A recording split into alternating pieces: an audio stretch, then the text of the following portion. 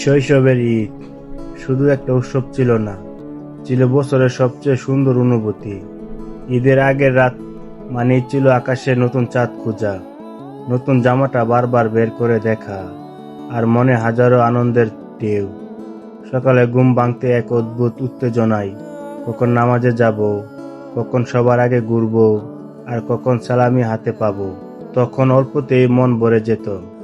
এক প্লেট সেমাই, কিছু প্রিয় মানুষ, আর সারাদিনের ছোট ছোট হাসিতেই ছিল পুরো পৃথিবীর সুখ। কিন্তু সময় বদলেছে, আমরাও বড় হয়ে গেছি। এখন ঈদ আসে ঠিকই, কিন্তু সেই আগের অনুভূতিগুলো আর আসে না। নতুন জামার আনন্দ হারিয়ে গেছে দায়িত্বের ভিড়ে, হাসির আড়ালেও লুকিয়ে থাকে জীবনের ক্লান্তি। আজ বুঝি বড় হয়ে যাওয়ার মাঝে কোনো বাহাদুরি নেই, কারণ জীবনের সবচেয়ে সুন্দর ঈদগুলো আমরা রেখে এসেছি শৈশবের সেই ছোট দিনগুলোতে।